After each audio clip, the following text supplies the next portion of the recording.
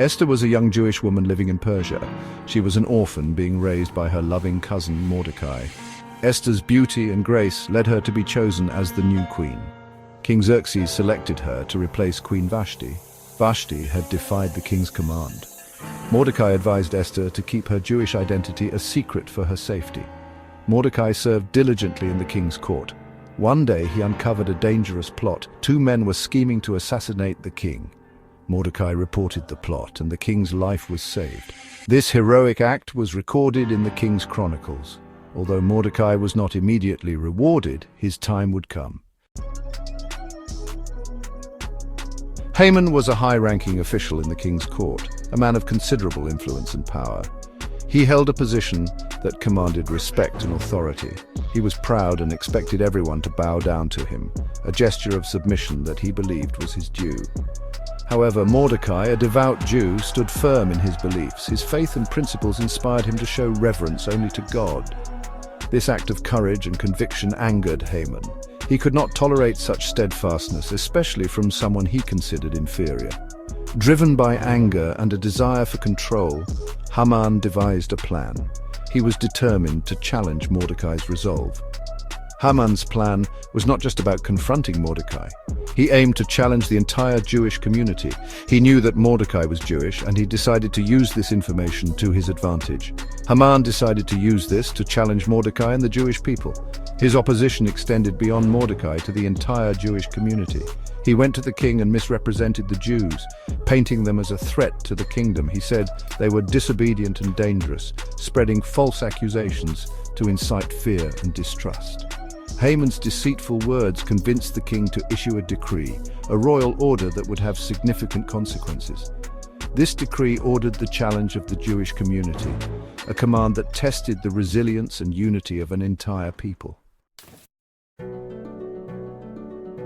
Mordecai learned of the decree and was determined to act. He knew he had to act quickly to save his people. He sent word to Esther, encouraging her to approach the king. He asked her to plead for their lives. Esther felt the weight of her responsibility. It was a bold move to approach the king without being summoned. Esther fasted and prayed for 3 days, seeking strength.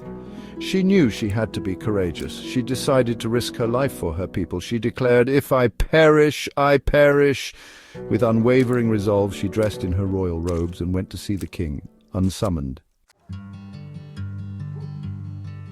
Section 4. Justice and Deliverance. King Xerxes welcomed Esther into his grand court, a place filled with opulence and power. He held out his golden scepter to her, a symbol of his favor and acceptance. This gesture meant she was safe and could speak freely without fear of punishment. The king, curious and concerned, asked her what she desired, willing to grant her any request. Esther, with grace and wisdom, invited the king and Haman to a banquet she had prepared, setting the stage for her revelation. At the banquet, amidst the lavish setting, she revealed Haman's evil plot against her people, the Jews.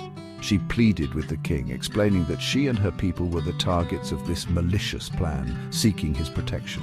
The king was furious when he learned the truth, his anger burning against Haman for such treachery. In his rage, he ordered Haman to be hanged on the very gallows that Haman had maliciously built for Mordecai, Esther's cousin. The king also gave Esther and Mordecai the authority to issue a new decree, empowering them to protect their people. This decree allowed the Jews to defend themselves against any attack, ensuring their survival and justice in the kingdom. Section 5. The Legacy of Purim. This chapter celebrates the rich history and enduring legacy of the Jewish festival of Purim, a joyous celebration of survival, triumph, and unwavering spirit. On the 13th day of Adar, the Jews throughout the Persian Empire courageously fought back against their enemies.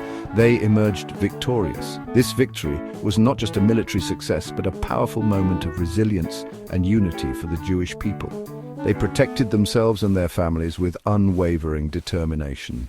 The sense of community and mutual protection was paramount during these times of strife. The Jews rejoiced at their deliverance. Their joy was a testament to their enduring spirit, faith, and the power of unity.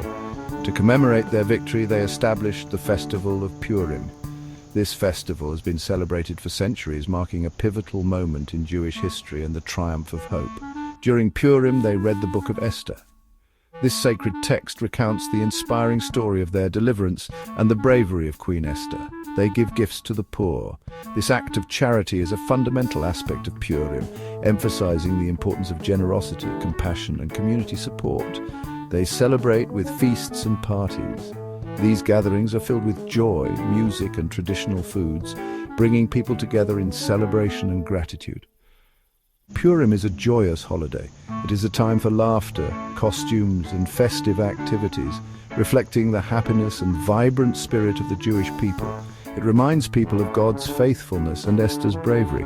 Her courage in the face of danger is a central theme of the festival, inspiring all to stand strong. It is a reminder of the power of courage and the importance of standing up for what is right. The legacy of Purim continues to inspire and teach valuable lessons about resilience, faith, and the indomitable strength of the human spirit.